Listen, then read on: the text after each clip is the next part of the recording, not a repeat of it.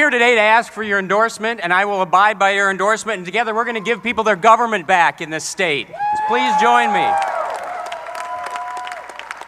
So, before I start, I want to introduce a few very special people up here. I am so excited to introduce to you my running mate, former Lieutenant Colonel, future Lieutenant Governor, Donna Bergstrom and her family.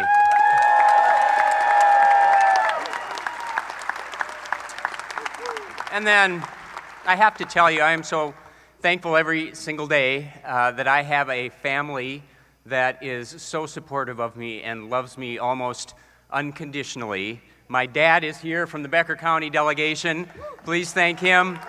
And also, please thank my sons Thor and Rolf and my beautiful wife Sandy for everything they do and all the support that they give to me. Thank you.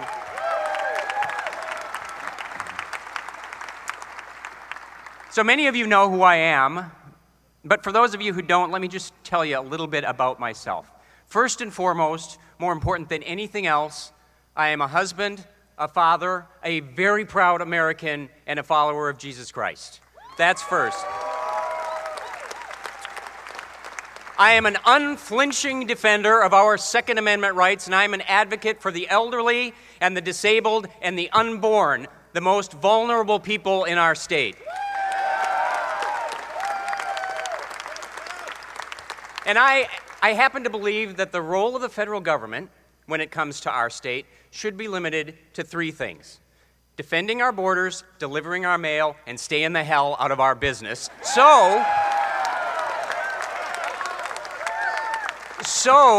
as your new governor, I will be on a plane to explain to Attorney General Sessions or whoever else I have to, that until we tell them otherwise, Minnesota's participation in the refugee resettlement program is going to stop, period.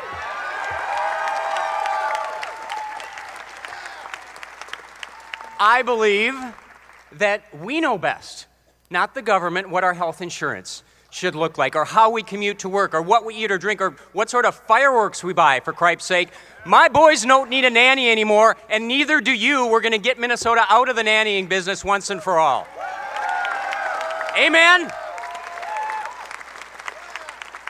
Oh, and one more thing about me. I am the Met Council's worst nightmare. But none of that matters if we don't win. And I really believe that there's a lot to winning, but it boils down to two big things. Number one, we have to choose our strongest candidate. And number two, we have to have a message that captures the imagination of Minnesotans from every walk of life and every corner of this state. So let me start with the strongest candidate. And I will tell you, I have the utmost respect and admiration for both Philip and Mary, and will support either one of those if you pick them over me today. But I'm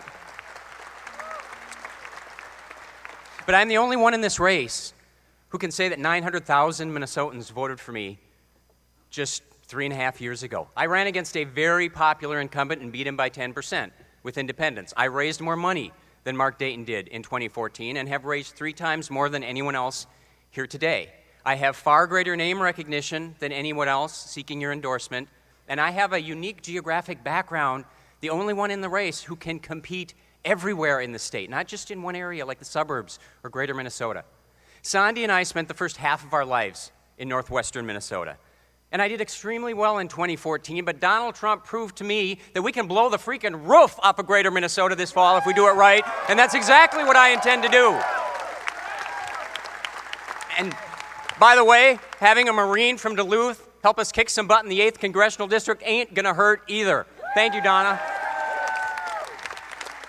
The suburbs, that's where I'm the strongest. I have won big over and over and over again in the suburbs. In my last race, I got 75% of the vote. Not in my town, but in 22 suburbs across Hennepin County. I know how to win big in the suburbs, and we will do it again this November. And then there's Minneapolis and St. Paul. And unlike the others in this race, I'm not going to show up for the first time there tomorrow to campaign. I've been in the heart of Minneapolis for 9 years trying to solve some really difficult problems. And my message to those good people is really simple. The DFL has gotten fat off of your votes for 50 years, and they've done absolutely nothing to help you. I'm going to fight for you and your children, whether you are Republicans or not. We have to challenge DFL hypocrisy everywhere in this state. But along with picking the best candidate, we have to share a vision that just lights a fire under Minnesotans, and we have to give special attention to all those new voters that Donald Trump brought out in 2016. And I've had people say to me, Jeff, you can't win Trump voters, you're not angry enough. But Donald Trump didn't win because he was angry. He won because he gave hope to all of the forgotten Americans who thought no one cared about them in government anymore. And there are a lot of forgotten Minnesotans, too. I am a Norwegian Lutheran from northern Minnesota. Donald Trump is not. But we are both very direct, and we have a message, a vision that is very similar. So let me tell you what that vision is for me. I see a state where no one believes anymore that the system is rigged, where we have drained our own little swamp right here in Minnesota, where legislative sessions no longer end in midnight backroom deals, and where you have a governor that proudly vetoes every garbage omnibus bill that violates our Minnesota Constitution. That is my vision.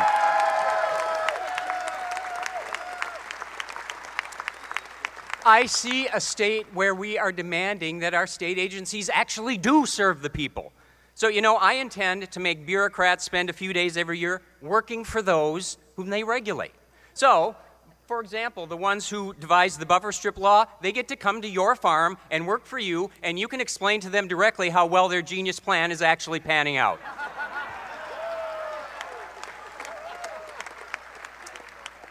And finally, I see a state where we are lifting up not the powerful, not the famous, but the everyday heroes in Minnesota.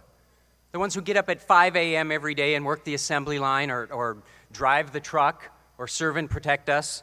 The ones who raise their kids right and pay their taxes and volunteer their time. Those are the people I grew up with. Those are the people who make Minnesota so extraordinary.